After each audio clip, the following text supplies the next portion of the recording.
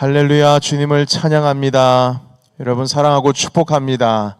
오늘도 주님께서 우리에게 주시는 말씀으로 인하여 오늘도 승리하기를 원합니다. 주님 주신 말씀 함께 보겠습니다. 여호수아 9장 14절에서 21절까지의 말씀입니다.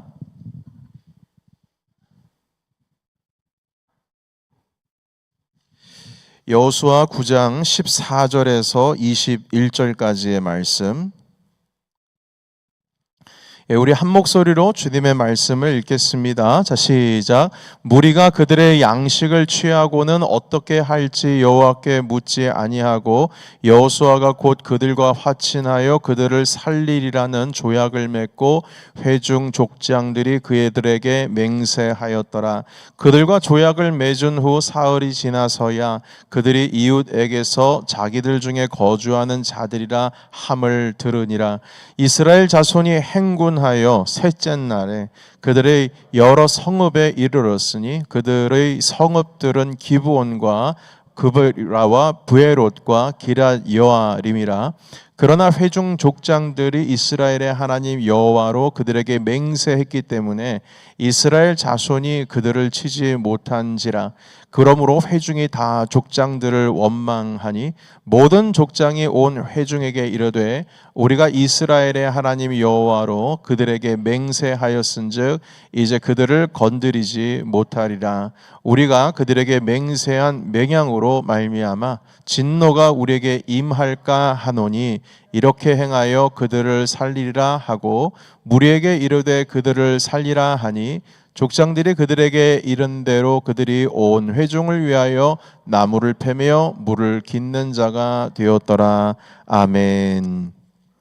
기브온 사람들 이야기란 제목으로 함께 말씀을 좀 나누겠습니다. 지금 오늘 우리가 읽은 여호수아 9장에 있는 말씀은 가나안을 정복하고 있는 전쟁 중에 일어난 일입니다. 좀 이 기브온 사람들의 오늘의 이야기를 좀 이해하기 위해서는 전반적인 배경을 이해해야 오늘 주님께서 우리에게 주시는 말씀의 교훈을 우리가 받을 수가 있습니다.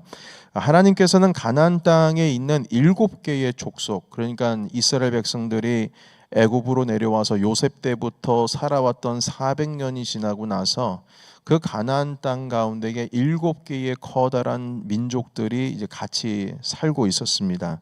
근데 그 땅은 하나님께서 거룩한 땅으로 삼으시고 이스라엘 자손에게 선물로 내어 주시기 위해서 이미 약속이 된 거죠. 아브라함 때부터요. 400년 전에 이미 약속이 된 땅입니다. 그래서 하나님을 섬기는 땅으로 만들어야죠. 그래서 이방인들을 다 몰아내라고 하셨습니다. 왜냐하면 이방인들은 우상을 섬기기 때문에 만약 이스라엘 백성들이 그 땅에서 그들과 함께 공존하는 바로 그 순간 이방 문화들이 그 땅 가운데 이스라엘 백성들 안으로 들어오게 되는 겁니다. 그래서 그 통로를 다 차단하기 위해서 그들을 몰아내는 거죠. 그래서 이 가나안 족속들이 이스라엘이 지금 쳐들어와서 지금 계속 행군을 하고 있으니까요. 여리고성 쳤지요, 아이성 쳤지요. 계속 북쪽으로 진격을 하고 있으니까 연합 군대를 결성했습니다. 그래서 이 가나안 7족속이 연합 군대를 결성을 했어요. 그런데 이들 중에 히위 족속이라고 하는 족속이 있었는데 이 히위 족속 중에 가나안 족속의 7종파 중에 이제 한 족속입니다. 근데 그 부족 가운데에 또 히위 족속 가운데 한 부족이 있었는데 그 부족 이름이 기브온이라고 하는 부족이 있었어요. 그 지역에 살고 있는 주민들입니다. 이 기브온 지역에 살던 그 사람들, 주민들은 좀 생각이 달랐어요. 이미 하나님께서 이스라엘과 지금 함께 하고 있다는 걸 눈으로 다 봤거든요. 아이성 전투 이야기도 듣고 여리고성 전투 이야기도 듣고, 그리고 이미 애굽 땅에서부터 하나님께서 행하신 것을 다 소문이 퍼져서 들어 알고 있습니다. 그러니까 이 이스라엘 민족에 대해서 대항을 했다가는 자기들도 여리고성 꼴 나고 아이성 꼴 난다. 이 확신이 드는 거예요. 우리는 완전 멸절당할 것이다. 그래서 한 가지 꾀를 냈습니다. 그것은 무엇이냐면 가나안 땅이 아닌 자기들이 저기 먼 땅에 사는 사람들처럼 모양을 꾸몄어요. 그리고 그 땅에서 왕이 사신을 보내서 내가 사신으로서 먼 나라 이웃 나라에서 온 사람이다, 이렇게 본인을 꾸며서 전대주머니, 오랜 기간 동안 여행을 했기 때문에 먼지 있고 또 낡은 거로 바꿨고요. 또한 그 막 찌들어 가지고 기운 그 가죽 포도주 부대, 그러니까 물 담을 수 있고 포도주를 담을 수 있는 그 포도주 부대가 다 낡은 거로 바꾸고, 또한 이 신발도 다 떨어져 가지고 오랫동안 걸었기 때문에 헤어진 신발을 이제 막 기워 가지고 만든 신발로 갈아 신고, 그리고 자기의 빵을 가지고 이제 여행 중에 빵을 먹어야 되니까 그 빵이 다 오래돼 가지고 곰팡이가 쓴 것으로 다 바꾸고, 그리고 나서 이 모습 그대로 여호수아를 찾아갔어요. 그러니까 누가 봐도 정말 오랜 기간 동안 여행을 하고 온 사람처럼 한 겁니다. 그리고 이 사람들이 말합니다. 자기들은 저기 먼 나라에서 온 사람들인데 우리의 왕이, 우리 족속의 지도자들이 당신과 우리 그 이스라엘 사람들과 화친을 맺고자 합니다. 조약을 맺고 싶습니다. 이렇게 말해요. 그래서 이 여호수아가 맨 처음에 믿지를 않습니다. 보아하니 생긴 것도 우리랑 비슷하게 생겼고 여기서 살아가는 사람 같아 보이는데 우리는 당신들을 멸절하러 왔지 조약 맺으러 온 사람들이 아니다. 쫓아내려고 합니다. 그러자 이 기브온 사람들이 말해요. 우리는 먼 나라에서 왔습니다. 그래서 당신들에 대한 소문은 다 퍼졌습니다. 애굽에서부터 하나님께서 행하신 일이요, 홍해 갈라진 일부터 시작해가지고 40년 동안 광야에 있었지만 결국에는 여리고성이 무너지고 아이성 무너지고 다 들었습니다. 그런데 우리가 먼 나라에서 왔기 때문에 보십시오. 이 빵도 곰팡이스럽고 막 다 헤어지고 포도주 담는 부대도 다 헤어지고, 우리 거짓말하는 거 아닙니다. 먼 나라에서 왔습니다. 우리가 살고 있는 나라는 이렇게 이렇습니다. 증거를 다 보여준 거죠. 결국은 여호수아는 그걸 이제 얘기를 듣고 보니까 우리 하나님이 정말로 대단한 하나님이라는 소문이 다 퍼졌구나. 그래, 당신들이 그렇게 멀리서 온 사람들이니까 조약을 안 맺을 이유가 없지 하면서 약속을 맺은 거예요. 서로가 화친하도록. 이게 여호수아의 치명적인 실수입니다. 하나님께 여쭙지를 않은 거예요. 그러니까 당연히 먼 나라에서 온 일곱 족속이 아니라고 믿고 그리고 나서 약속을 해버린 겁니다.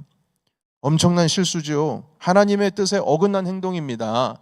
물론 몰라서 그랬지만 가나안 일곱 족속을 쳐야 된다라고 주님은 분명히 말씀하셨는데 이걸 약속을 해버렸으니 이러지도 못하고 저러지도 못하는 거예요. 자, 이 일이 있고 나서 본인은 여호수아는 아직 몰라요. 그들이 먼 나라에서 온 사람인 걸로 알고 있습니다. 그런데 가나안 땅을 점령하기 위해서 행군을 하기 시작을 하는데 3일이 지나고 나서 만나는 그 땅, 이제 그 땅과의 전쟁을 치르려고 준비를 하고 있는데 3일 전에 만난 사람들이 나타난 거예요. 그리고 당신은 우리와 조약을 맺었습니다. 나중에 깨달은 거죠. 이 사람들이 우리를 속였구나. 자, 그런데 여호수아는 이미 하나님의 이름으로 그들과 맹세를 하고 조약을 맺었기 때문에 그 땅을 치지를 못하는 겁니다. 이스라엘 사람들이 어떻게 이거 어떻게 합니까? 하나님을 향하여 어떻게 하며 우리가 여기를 쳐야 되는데 결국에는 전쟁도 하지 못하고, 그래서 사람들이 막 이스라엘 그 지파의 각 족장들과 그리고 이 조약을 맺은 여호수아에게 막 불만을, 원망을 토로하는 거죠. 여러분, 그러나 약속은 약속입니다. 여호수아가 아무도 못 건드리게 하는 거예요. 이건 하나님의 이름으로 약속을 한 거기 때문에 만약에 이 약속을 어겼다가는 우리가 저주를 받을 것이다. 만약 그 사람들을 치면 하나님의 이름으로 약속을 했기 때문에 그 재앙이 우리에게 임할 것이다. 이렇게 말씀하시면서 어느 누구도 기브온 족속을 건드리지 말라 당부하고요. 대신 여호수아가 상당히 화가 났습니다. 그래서 이 이스라엘을 속인 기브온 사람들에게 저주를 내렸어요. 그리고 명령을 내렸습니다. 너희가 멸절당하고 싶지를 않다면 평생에 하나님의 집에서, 하나님의 집이라고 하는 것은 지금 성전이 아니라 돌로 만든 성전이 아니라 성막입니다. 텐트 친 그 성막의 제단을 위해서, 성막 앞에 제단이 있죠. 예배를 드려야 하니까요. 매일처럼 아침 저녁으로 예배를 드립니다. 절기마다 예배를 드리고 아침 저녁으로 뭐 양도 잡고 염소도 잡고 무슨 속죄일일 경우에는 절기마다 해야 되는 방식들이 있습니다.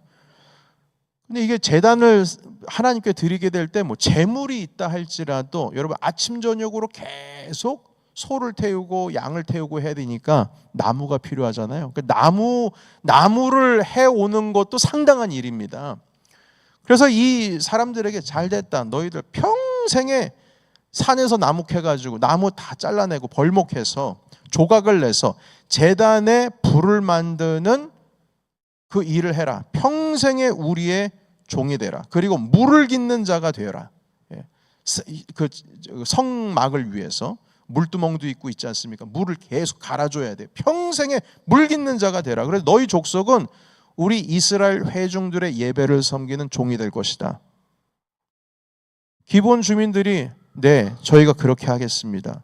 여호수아 말에 순종을 했어요. 왜냐하면 죽는 것보다 나으니까. 멸종당하는 것보다는 이스라엘의 종이 되는 게 낫겠다고 싶어서 평생을 우리는 나무나 하는 사람들이 되겠습니다. 다른 거 하지 않겠습니다. 평생을 제단불, 군불 띄우는, 이게 군불이 아니죠. 제단 불을 떼우는 그런 사람들이 되겠습니다. 평생 물 길어서 제단을 섬기는 사람이 되겠습니다. 그래서 나중에 이 기브온 사람들이 베냐민 지파의 흡수가 되게 됩니다. 나중에는요, 그들도 결국 이제 하나님을 섬기는 이스라엘 백성 중에 한 지파가 한 족속이 된 거죠. 자, 그런데 여러분 이 말씀을 통하여서 우리가 알 수 있는 것은 오늘 하나님의 성품을 한 세 가지를 좀 알기를 원하는데요. 첫 번째 알 수 있는 것은 하나님의 성품이 무엇이냐면 하나님은 약속을 지키시는 신실하신 하나님이다. 이것이 우리가 오늘 발견하는 첫 번째 주님의 성품입니다. 심지어 그 약속이 하나님께서 고난을 위임한 여호수아가 실수로 저지른 약속이라 할지라도 주님께서는 당신의 이름으로 한 약속은 그것이 속여가지고 실수로 되어진 것이라 할지라도 주님은 지키신다. 오늘 그 말씀인 거예요. 나중에 이제 10장에 가보시면 더 잘 아시겠지만 이 기브온 족속이 문제가 일어날 때에 이스라엘 족속이 그 기브온 족속을 살려냅니다. 나중에는요.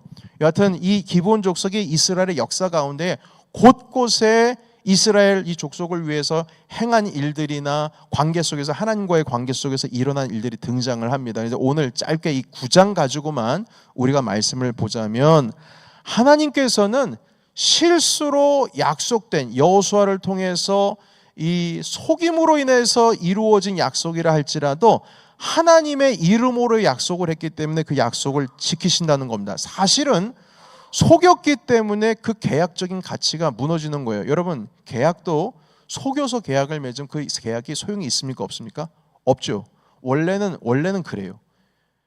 지킬 이유가 없어요. 깨져도 문제가 없어요. 속였기 때문에. 그러나 하나님께서는 당신의 이름으로 하겠다고 약속이 됐으면 주님께서는 그 약속이라 그게 잘못된 것이라 할지라도 결국에는 그 기브온 사람들을 살려내시는, 원래는 멸절하려고 하셨지만 그럼에도 불구하고 약속으로 인해서 살려내시는 신실하신 하나님이시라는 것입니다. 그래서 이 신실하신 하나님 때문에 기브온 족속이 살아나게 되었어요. 그래서 여러분 이 두 번째로 또 알 수 있는 것은, 두 번째로 알 수 있는 우리 주님의 성품은 은혜를 베풀려고 하시는 하나님이라는 거예요. 주님께서는 본질적으로 어떤 사람이 죄를 지었을 때 그 죄 지은 사람을 벌 주거나 아니면 쫓아내거나 아니면 그 사람의 어떤 삶을 무너뜨리려고 하시는 하나님이 아니라 아무리 죄가 있다 할지라도 아무리 주님 앞에서 주님의 계획 가운데 이 사람은 안 돼라고 하면서 이미 주님의 그 선 밖으로 내놓은 사람이라 할지라도 그 사람에게 하나님과 가까이 하고자 하는, 주님 앞에 나오고자 하는 믿음이 있다는 것을 조금이라도 발견을 하신다면 주님께서는 은혜 베풀기를 멈추지 않으시는 주님이라는 겁니다. 여러분, 그래서 하나님은 본래 가나안 땅을 다 그냥 7족속 다 멸절시키려고 하셨어요. 그게 그분의 계획이었어요. 그리고 그 멸절될 7개의 그 족속 중에 히위 족속이 있었어요. 그런데 그 히위 족속 가운데에 이 기브온 주민 사람들은 한 분파예요. 근데 그 사람들은 가나안 7족속과 함께 연합군대를 해서 이스라엘을 상대로, 하나님을 상대로 대적을 하려고 한 것이 아니라 자기들은 이스라엘과 함께 이 땅 가운데서 살아가려고 하는 마음으로 바꾼 거예요. 여러분, 이와 비슷한 이야기를 우리는 이미 알고 있습니다. 그것은 라합의 이야기입니다. 이스라엘이 여리고성을 점령하려고 정탐꾼 2명 스파이를 보냈죠. 그때에 이 두 사람을 보고 라합이 구해줍니다. 왜냐하면 라합이 이미 다 알고 있어요. 하나님께서 이스라엘을 위해서 어떤 일을 행하셨는지 다 알고 있어요. 본인은 결심했어요. 만약 내가 살 길이 있다면 내가 하나님을 붙드는 길이다 해서 2명을 살려줍니다. 그리고 실질적으로 이 라합과 그와 함께 있었던 가족들은 창문에 빨간 1000조가리 줄을 매달아 놔서 결국 주님께서는 유월하셨어요. 그 가정을. 그리고 살려주셨습니다. 원래는 여리고성은 무너져야 돼요. 그게 하나님의 계획입니다. 그러나 주님께 살고자 해서 가까이 나온 자들은 주님께서는 은혜를 베푸시는 거예요. 아무리 주님의 계획 가운데 멸절하려고 하는 계획 가운데 있다 할지라도 라합 가족도 거기에 예외는 아니었습니다. 그러나 내가 주님에 대한 소식을 들었습니다. 나는 당신의 민족을 선택하겠습니다. 여러분, 그 선택은 무엇이냐면 하나님을 나도 섬기겠다고 한 뜻이에요. 당신의 민족 가운데 들어가겠다는 뜻은요. 그런데 그 라합이라고 한 여자 한 사람 때문에 그 가정이 전체 살았잖아요.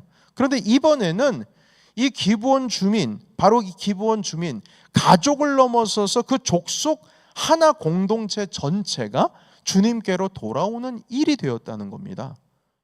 그들과 화친을 맺어서 내가 그들과 함께 살겠다고 하는 것은 이제 내가 지금까지 섬겼던 신을 버리고 하나님을 섬기겠다는 거예요. 여러분, 그래서 이들이 한 일이 무엇입니까? 여호수아가 명령을 내리잖아요. 너는 하나님의 전에서 평생을 제단을 위해서 일해라. 이 뜻은 무엇이냐면 네가 지금까지 섬겼던 신들은 다 버리고 이제는 하나님을 섬기는 자가 되라. 이것이거든요.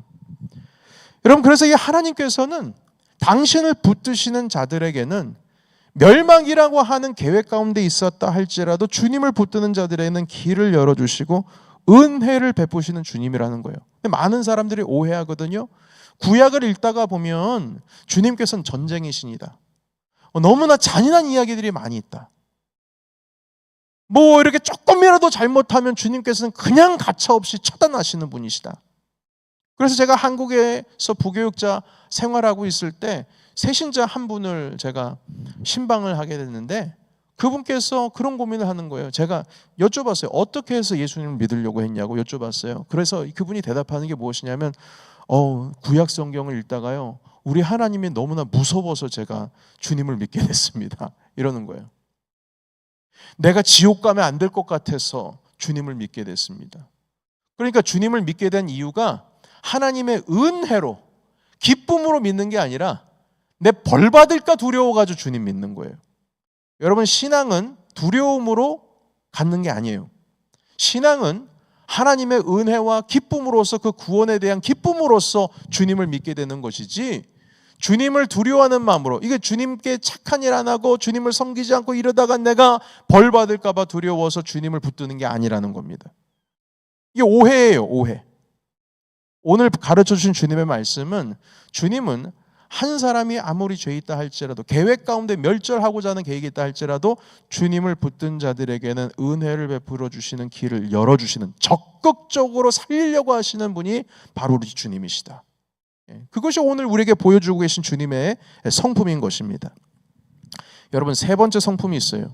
그것은 무엇이냐면, 하나님께서는 은혜라고 하는 것을 한번 베푸실 때에 단순히 쪼가리 은혜, 이런 은혜가 아니라 원수된 자에게도 끝까지 그 구원을 견인하시고, 견인한다는 말은 끌고 가신다는 거예요.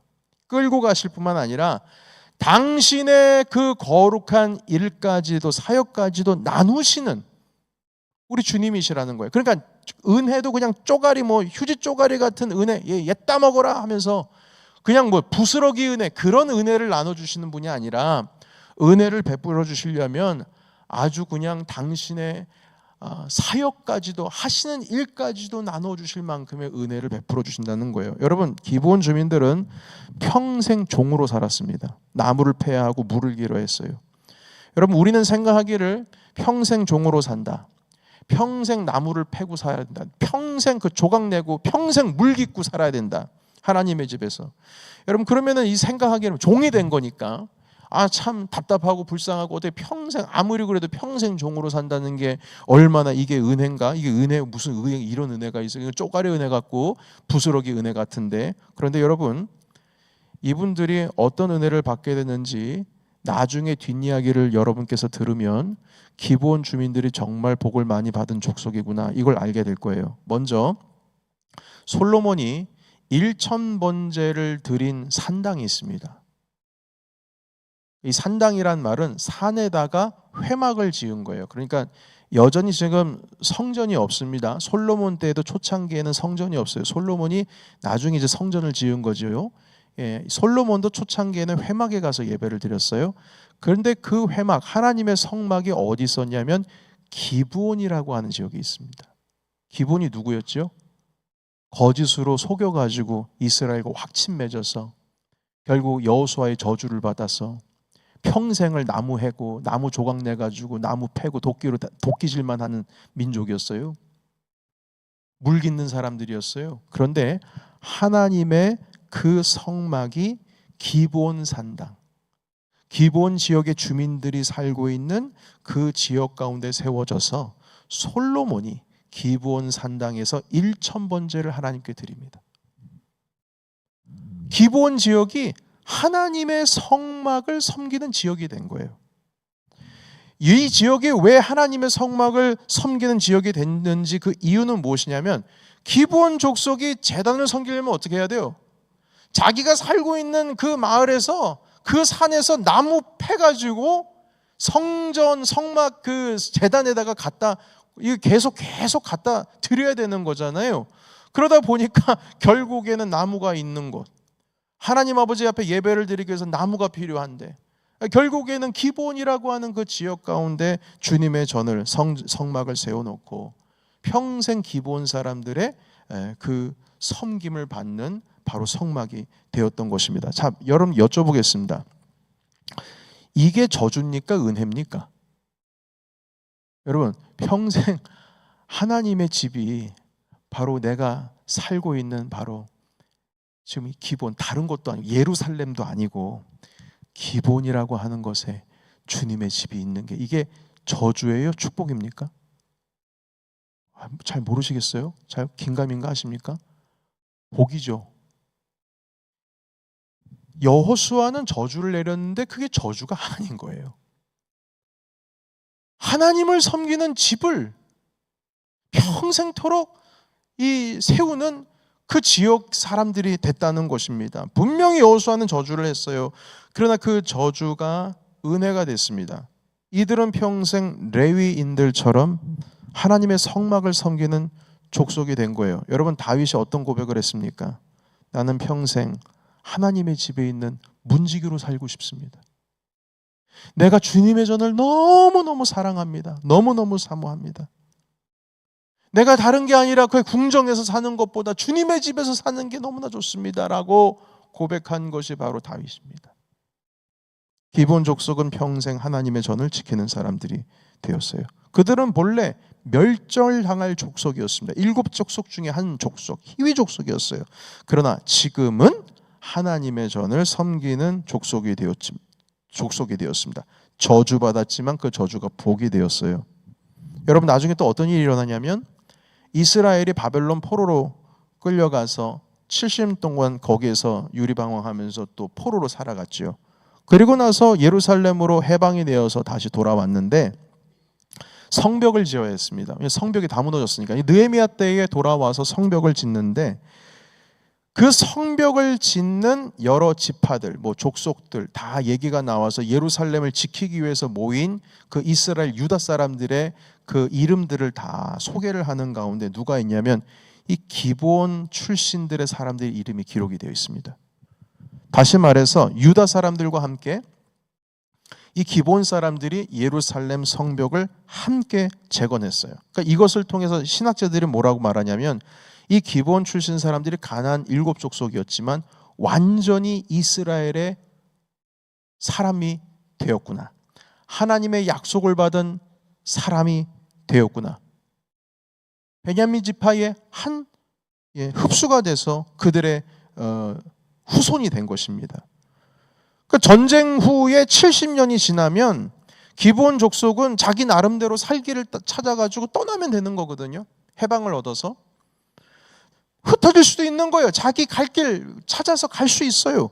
그러나 전쟁 후에 70년이 지나고 나서 유다 사람들과 함께 예루살렘? 자기네 동네가 아니에요. 그런데 그곳에 돌아와서 하나님의 도성인 그 예루살렘을 재건하겠다고 본인들이 찾아와가지고 자기 발로 찾아와서 그 성벽을 재건하는데 함께하게 되는 것입니다. 여러분 얼마나 축복된 사람이 되었습니까? 하나님께서는 여러분 이 기브온 족속에게 베풀어 주신 은혜가 너무나 큽니다. 그런데 보통 우리는 한번 라합과 비교해 봤을 때 이렇게 비교할 수 있을 것 같아요. 여러분 라합은 그래도 구원받기 위해서 한 일이 있어요. 뭘 했죠? 2명의 이스라엘 정탐꾼을 살려줬어요. 숨겨주고. 그것에 대한 대가로 그 여리고 성이 무너졌음에도 불구하고 주님께서 살려주셨어요. 그리고 이스라엘 백성들이 됐습니다. 자, 그런데 이 기브온 주민 사람들은 한 게 있습니까? 없습니까? 한 게 아무것도 없어요. 그냥 속인 것밖에 없어요. 속였어요. 살고 싶어서.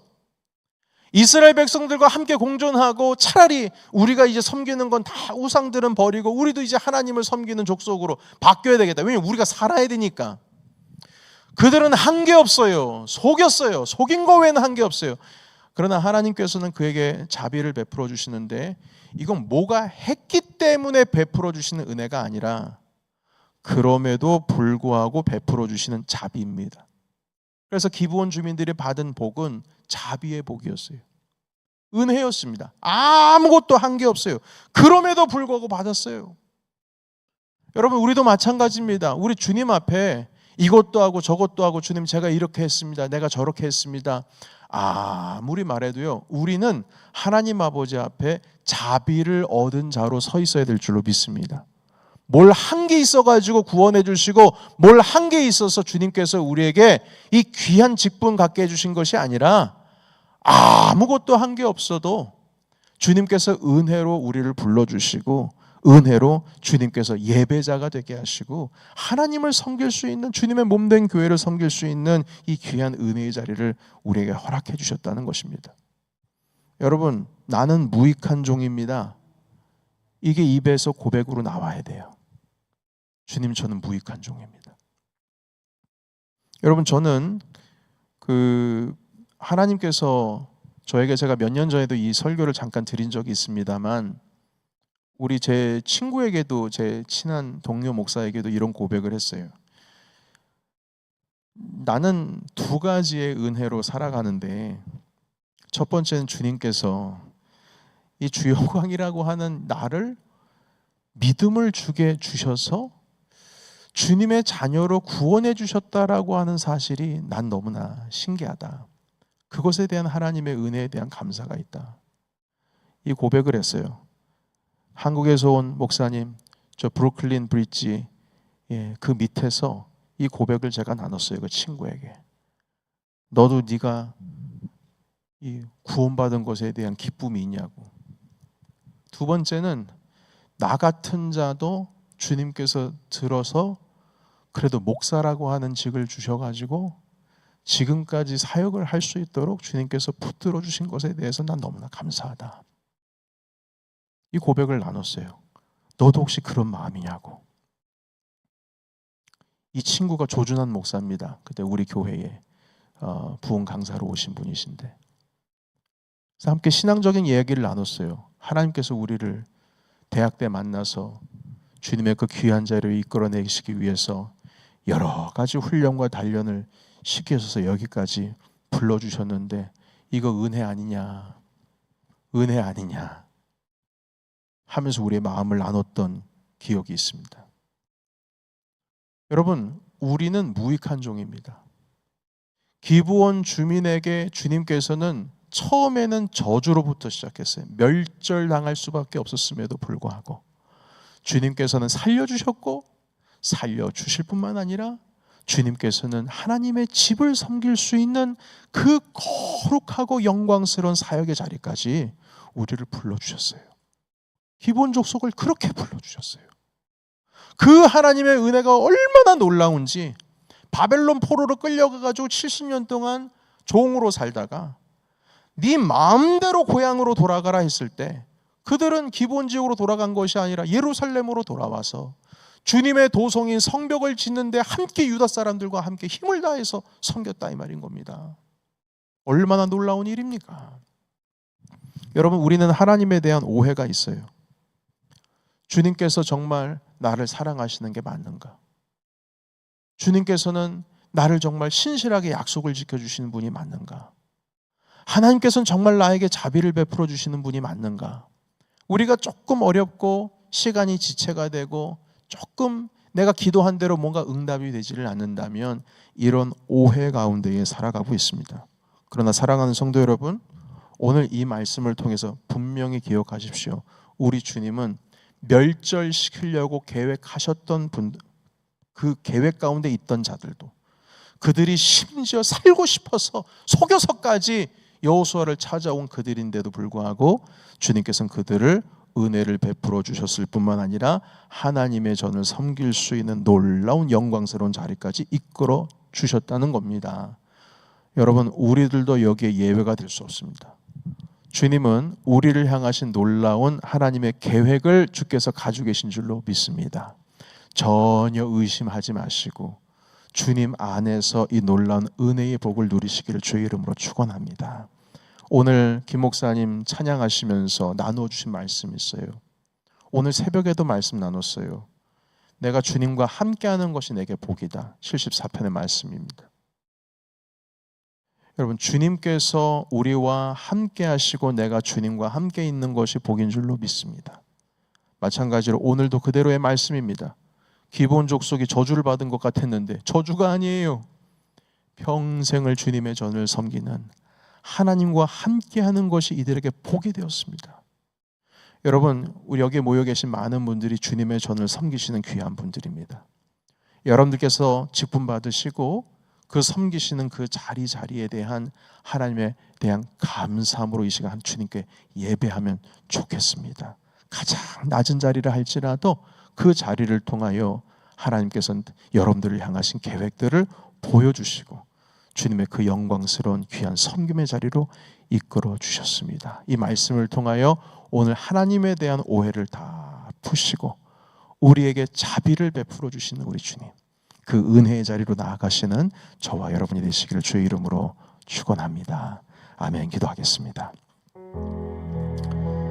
살아계신 하나님 아버지, 안갯길 속에서 우리가 아무것도 없을 것 같았던 그곳에서 주님께서는 우리에게 손잡으시고 우리를 이끌어 주십니다. 하나님 아버지, 기브온 족속, 멸절당할 수밖에 없었던 족속들인데 그들이 주님의 그 은혜를 얻고 싶어서 찾아왔을 때 주님께서는 그들에게 자비를 베풀어 주셨고 구원해 주실 뿐만 아니라 심지어 당신의 영광스러운 그 집을 섬길 수 있도록 길을 열어주셨습니다. 하나님, 우리와 똑같은 모습입니다. 하나님, 우리에게 자비 베풀어 주셔서 감사하고 우리가 복받을 만하고 구원 얻을 만해서 주님 앞에 서 있는 것이 아니라 주님, 우리는 무익한 종입니다. 무익한 종입니다. 그러나 주님께서는 우리를 이끌어 주셨습니다. 우리를 구원해 주셨습니다. 우리에게 자비를 베풀어 주셨습니다. 하나님 아버지, 이렇게 주님 앞에 나아가기를 원하오니 하나님, 이 시간 주의 은혜를 깨닫게 하시고 하나님의 은혜 가운데 감사 찬송하며 나아갈 수 있는 주님의 종들이 될 수 있도록 인도하여 주시옵소서. 예수 그리스도의 이름으로 기도하옵나이다. 아멘.